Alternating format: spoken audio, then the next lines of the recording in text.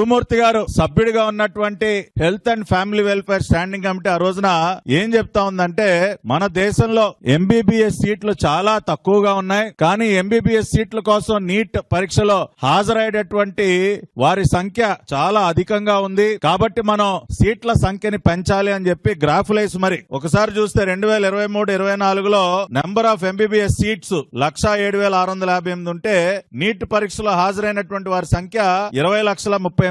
అంటే 1,00,000 సీట్లకి 20 లక్షల మంది మరి రాస్తా ఉన్నారు, పరీక్షలు రాస్తా ఉన్నారని చెప్పి వారు దానిలో ప్రస్తావిస్తూ తర్వాత ఏమన్నారో చూద్దాం. అదే విధంగా పీజీ సీట్లు కూడా అందుబాటులో ఉన్నది 68,000 పీజీ సీట్లు అయితే పరీక్ష రాసేవారి సంఖ్య దాదాపుగా మరి 2,08,898 ఉంది. దాదాపు 3 రెట్లు అధికంగా పీజీ సీట్ల కోసం రాస్తా ఉన్నారు, కాబట్టి పీజీ సీట్లు కూడా పెంచాలి అని చెప్తూ వాళ్ళు ప్రపోజ్ చేసింది ఏంటో ఇప్పుడు చూద్దాం. ఇదిగోండి, పెద్ద అక్షరాలతో స్క్రీన్ మీద వేసి మరీ చూపిస్తా ఉన్నాం. డాక్టర్ గురుమూర్తి జగన్మోహన్ రెడ్డి వ్యక్తిగత వైద్యుడు, ప్రతినిత్యం జగన్మోహన్ రెడ్డికి మందులు ఇచ్చినటువంటి doctor.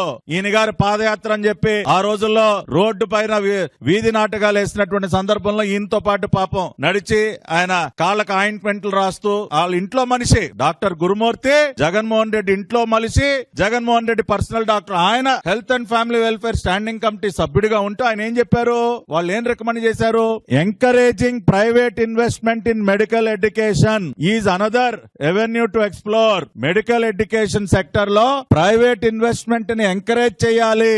Providing incentives and regulatory support to private institutions willing to establish medical colleges can not only increase seat availability but also introduce healthy competition and innovation in medical education.